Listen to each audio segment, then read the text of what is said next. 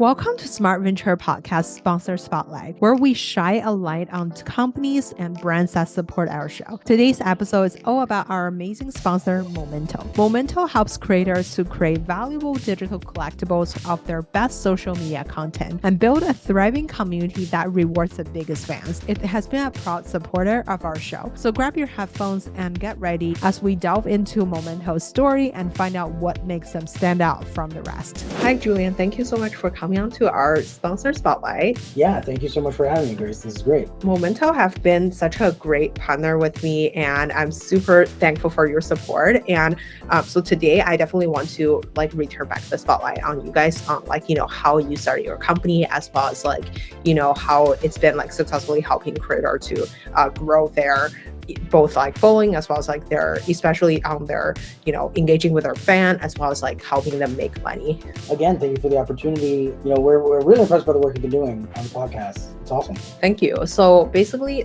you started your NFT career or in the crypto career with Vitalik Buterin, and then later on you've been just really building Momento NFT to be the TikTok of the Web3 world. I would love for you to share with us a little bit about how you started this journey, as well as how you come on Momento, and then how you started the company, as well as growing it into what it is today. Yeah. So 2012, jumped into crypto, and I became an ASIC miner, and I reached out to the Bitcoin magazine at the time to really just help them, I think, with their website. And I ended up in a conversation with Vitalik, and he was the co-founder of the Bitcoin magazine.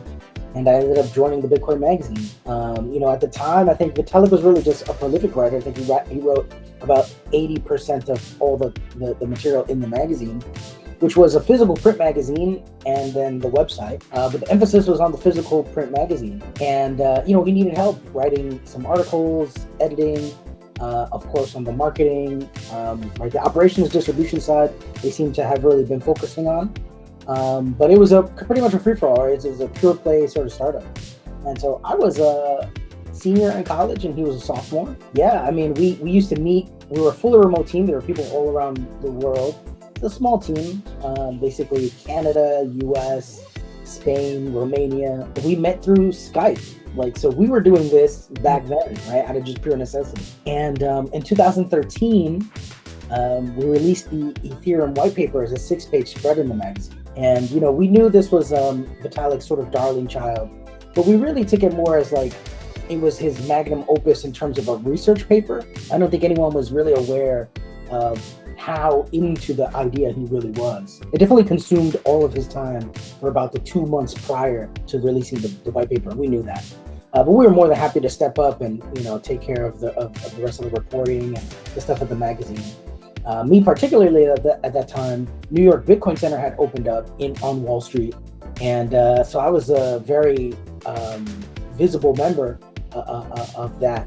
And so I would take magazines, would participate, would run events and sort of sponsor a bunch of things there. And there's just an energy in crypto to New York at the time, which was amazing. So, 2014 rolls around, and now this is, Vitalik had the full vision of what Ethereum should be and what it needed to be. And I think the reception that he got from the white paper really is what galvanized him into taking this seriously. He spoke about it down in Miami, and we all thought he was gonna just, it's just another industry conference, cool. And Vitalik never came back. So things changed very quickly, coincidentally, where even New York passed a series of bit licenses, so a series of regulations about businesses that were in and related to crypto. So things started kind of crashing down in New York. Vitalik ends up moving into Europe, leaving the US. And I was really unwilling to sort of pick up and leave. I mean, I not only do I really, really, really like the United States, I love New York City. So I really wasn't prepared to really make that leap, unfortunately for me. And we kind of ended up going our separate ways. In 2016, I started my first venture-backed startup, which had nothing to do with crypto. And I really cut my teeth and learned how to be a better entrepreneur. And then 2020 rolled along, and I think it was clear that people were not only spending more time on the internet, but there was finally this critical mass of people who wanted to understand how and why it was important to own digital content, right? Your digital items were now discrete and you can own them. It just seemed like there was now an audience for all of these things and ideas that we were thinking about back in 2013.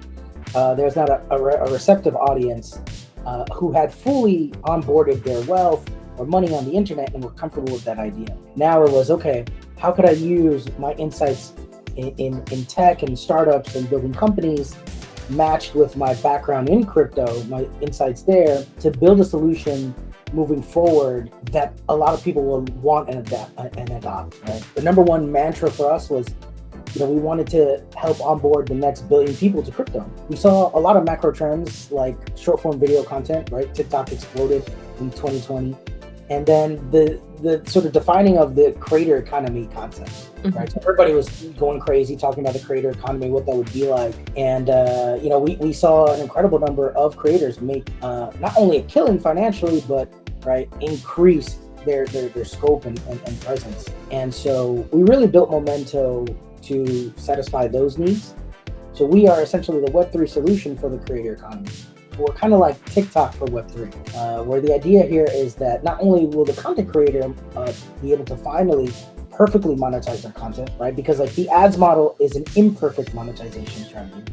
But now for the first time, the followers will be able to grow and financially benefit from the people who inspire them, right? They're the creators. Because since you guys are the Web3 version of the TikTok, what's a major difference between a TikTok as well as your product? And for the audience who aren't familiar with Momento's product yet, do you want to showcase how creators can use it to, advance their career as well as building a deeper relationship with their audience? I think that the number one difference is, right, TikTok essentially, this model is not super new, right? I mean, we saw it in Vine. Vine kind of blew up. So the leaders in the creator economy are people who actually did very well in Vine, right? So Logan Paul, King Von, right? I mean, there's a lot of people that they actually got their start in Vine. And Vine was short-lived. I'm not sure why Twitter dropped them, but that was definitely a miss for them. But I think what TikTok essentially is looking to do is the same thing that all traditional Web2 social media networks have done, which is run ads against your attention. And so that's a model that Facebook has perfected, right? And they're injecting into Instagram, and YouTube does very well as well. The ads-based model, there's a lot of money in advertising, but there's not a lot of enjoyment or engagement, right? So it's kind of weird situation where if you are into quality content, you don't really want to see ads for toothpaste or detergent, right? Alongside your favorite travel creator or, right, a sports creator, right, or artist, right? What we're really trying to build is a place where the majority of human interaction is outside of just that kind of, screen time, screen time. We're looking to bring that online. And so, crypto allows for actual ownership over the content, where the content creator now has all the leverage in the conversation and can decide, hey, I want my content shown next to this other content. It could be ads, it could be some cross-promotional stuff, right? Or it could be no ads at all, right? But at the end of the day, it's up to the creator to decide what they do with their content and their data, right? And their community's data. And then at the same time, what no social media platform is doing at all, it allows the passive viewers who ingest the content to monetize and make money. And so the reason why Web2 will never do this is because the minute you do this, this automatically becomes unprofitable for advertisers. It's a sort of win-loss scenario where you can't have it both ways, right? You either have ads or you decentralize and enrich sort of everyone, or you don't. That's the reason why I'm not worried at all that TikTok will never really look in this direction. I mean, they're even slow on monetization as is. And for sure, Instagram and Facebook will never look at this sort of decentralized empowerment, right? Speaking of the decentralized empowerment, do you want to show us the product and how can creator use the product to benefit their own fans as well as their own creator journey? I mean, essentially pretty much the form factor is just like TikTok, right? You go, you consume content. As a creator, you apply to be a creator and you upload your content like you would on any traditional social media platform. The difference here is you can price your content, right? You can decide how you dispense that collection. And we, through the use of our in-app token, followers are able to monetize based on work that they do for the creators, right? So promotional work, engagement work, so the liking, sharing, right? Sort of talking about the content and bringing more awareness to the creator and his content. So like, I feel like it's more selected content. And then there's also like the financial engagement button, which is like, you can purchase stuff from there. And then it's essentially like, you can purchase things from like your favorite creators. Like it's either a moment or like things that they have created like a mini videos on the platform. So that's like how I describe it. And then, yeah, I feel like it's certainly like a really intimate way for like the creators to engage with the people who are interested in their content. And you guys are having really a lot of like really interesting creators out there. I've seen this YouTuber or like Instagram person with like millions of followers. They're sharing their photographies, and there's like just really diverse people who are athletes as well as like other people who are interested in fashion and things like that. Like tell us more about like, what kind of creators you guys found success on the platform, and how do they leverage the platform to create content for their fans and just like people who are interested in their content. It's not just digital collectibles, right? Essentially, the creators make content to engage with their fans and offer them other sort of perks or utilities, right? So token gated live streams, right? If you ever wanted to have an actual conversation with some of these creators, you can now do it. Merchandising has done very well with our athletes. And so we've traditionally had professional athletes, NBA and NFL players, as well as macro influencers, like you mentioned. They are using the platform to offer different sort of exclusive experiences that you just can't really do on social media, right? On Web2, because the point is to keep people engaged, to run more ads. There's really no reason to say, hey, you want to talk to me, right? Let's chat tomorrow, right? 30 minutes. It's the same reason why most people don't engage in Instagram DMs. I mean, there's just no upside unless you're in their DM saying, hey, if you talk to me, I'll send you $1,000. Mm-hmm. And even then it's like, man, how do I really get those $1,000? Versus on Momento, all of those things are really solved and embedded in the product. We're constantly looking for new ways for our creators to engage with their audience.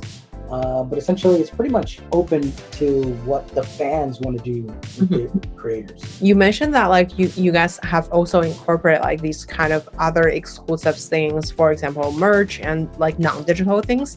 Where is like Momento going? Since like I guess like the NFT hype is like dying down a little bit from like the years before, and like what are other new features as well as like products you guys are building to helping creators to becoming this like destination for the creators to either monetize or like engaging with their fans? Yeah, so it's definitely all about the digital experience, right? We do offer ticketing and meet and greets. Mm-hmm. Those are kind of hard to coordinate. And so we're doubling down on the digital experience simply because we've really proven like even what we're doing here, right? We're both sitting in separate rooms and we're having a really great conversation.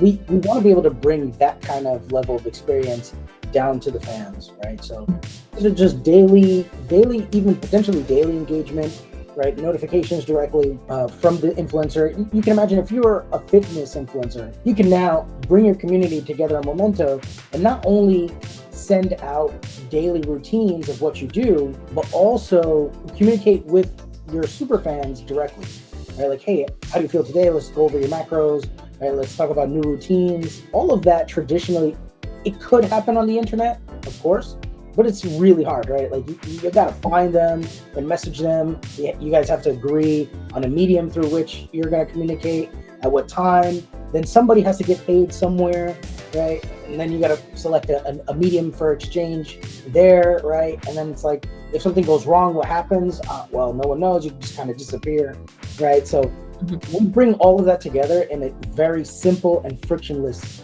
ecosystem. Again, where on top of that, even you as a follower of that fitness influencer could potentially make money, right?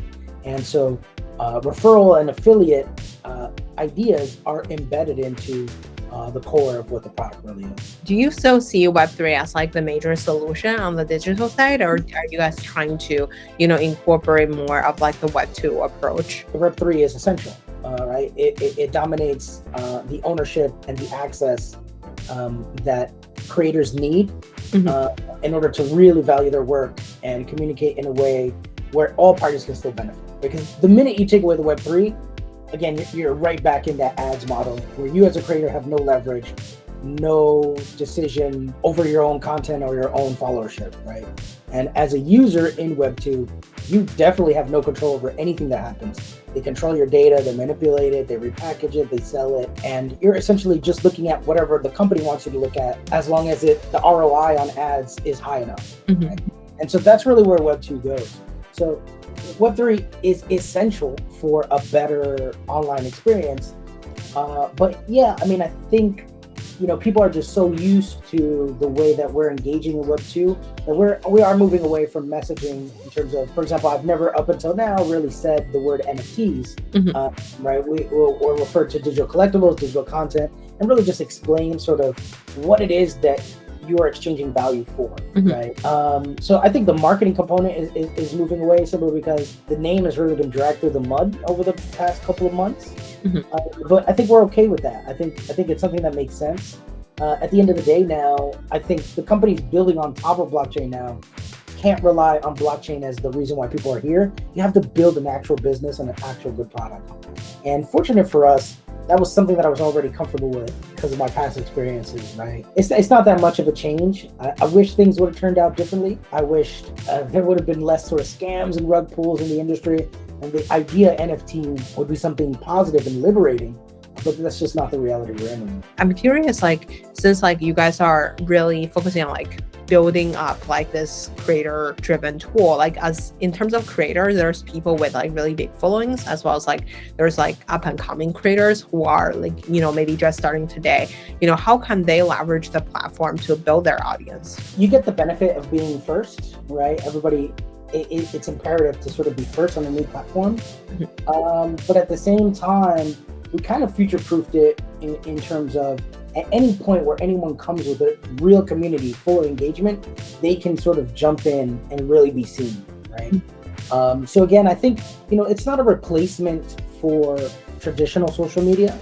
I think it's just the best tool in a creator's tool set, right? So Facebook and TikTok and Twitter are still really great for distribution as a whole, just because they have a ton of eyeballs. But once people see what you're doing, now it's time for you to make money. You can't make money as a content creator in a serious career on those existing social media platforms. Even YouTube, for example, the average age of a successful, right, for you to successfully begin to monetize is about 3 years, where we're looking to shorten that to 3 weeks, right?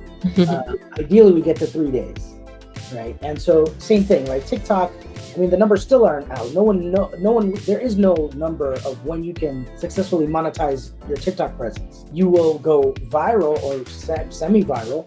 All of these platforms suffer from anywhere from 30 to 50%, bot engagement.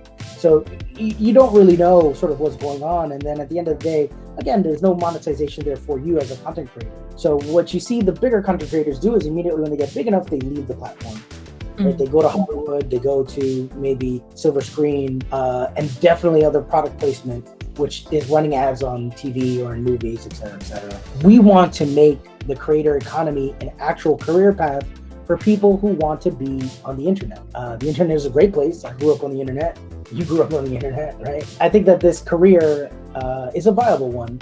And I think that what we're trying to position is to not necessarily take market share from Facebook and TikTok, but it's really where you'll end up taking up market share from the silver screen and the big screen. That's where I think this is really going. Would you want to give us one example of how the current creator, or one of the current creators are using this platform to successfully monetize their content, as well as building that deeper relationship with fans? Yeah, so I have 2 examples. So we have, he is a professional football player in the New York Giants, Darnay Holmes. And he had an interesting moment in the beginning of the season. Could have been a sort of a semi-embarrassing situation for him. He was caught in a weird angle. The scene looked oddly sexual, and it was just out in public. As smart as he was like, man, I need to turn this into a digital collectible. I need to own this moment, right? He reached out to us, and he was like, hey, I want to mint this. I want to put this on chain. And we said, yeah, sure, let's do it. And so Darnay has taken back that embarrassing moment, and he used it as an option to sign a couple of balls and jerseys and get those out to his fans. And immediately, that moment was viral, but the idea that he turned it into a digital collectible became even more viral. And so now it's on podcasts and there's the news all over the place. And that NFT, it sold out in a couple of hours, but we totally taken by surprise. And so, right, like now Darnay Holmes has a way bigger profile than he would have had otherwise. And so that's an example, I think, on the professional side, a very opportunistic example. But yeah, I mean, we have macro social media individuals that have done very well in terms of, we had someone test a 1 of 1, and he uses a bunch of props, Squishmallows in the background of his videos, and he offered to give one out with the purchase of an NFT. Within like about 4 hours, about 5,000 people from his TikTok audience, he only talked about it on TikTok, 5,000 people from his TikTok audience lined up to try to buy this 1 of 1. That sold out in seconds, right? And so you can imagine if this influencer would have created if he would have known what was going to happen and what it's like to actually own your content and talk directly to your audience, the amount of content he can do would have increased. And right now, he'd be sitting on a passive income while he continues to make, cool, quirky videos on TikTok. Because again, as it is right now, TikTok is not a passive income stream tool for content creators. Do you eventually see people with, like, let's say someone who is like prolific on Twitter or whatever coming onto Momento, or do you like only see people with like the visual components, such as like making a videos can go viral on Momento? I think people on Twitter, or let's say even Medium, right? People who are, again, not visual, like you say, I think that this is an opportunity for them to become visual. I think certain people might want to see and understand, hey, who is writing this? Who am I following? And this is an opportunity for them to actually own their content, right? This is sort of plagiarism proof because, again, it's on-chain, right? We cover short-form videos and images, right? So you can upload images. So you can imagine, right, somebody on Twitter or someone on Medium or Substack taking a screenshot or uploading the actual written content, making it an image, but the profile is them. And then they might sprinkle a little bit of content, and essentially the unlockable is, like, talk to me, even if they want to remain private, right? But it's just another layer of exposure to their direct community, because only really the people who care are the ones that are going to come to Momento and try to find that extra level of interaction. If that's not what they want, then, right, Momento is not for them. I would definitely say Momento is the platform for direct interaction with your community. At the same time, if they stay on Twitter, essentially it's a little bit more voyeurism than anything, right? They're never going to really monetize on Twitter. And maybe that's not what they want to do. And again, that's what I'm saying. That's totally fine. This isn't a replacement for Web2. It's an extension for content creators to be able to build a career out of content creation. I really like that. And at the end, I would love for the audience to know where to find you, as well as where to find Momento. You can find us at momentofans.com. Those are all our socials as well, Momento Fans. We're on Discord. We have about a 30,000 plus member Discord. We do AMAs in the Discord every other week. But definitely please download our app. We're on the Apple and Android stores right now. Momento, Momento. And yeah, download the app and leave us a review. What you think? Audience, definitely please check it out on Momento NFT, as well as Momento Fans. And then definitely download the app and then try it out for yourself. Thank you so much, Julian, for coming on to the Spotlight today. Yeah, thank you so much for having me again. This is great.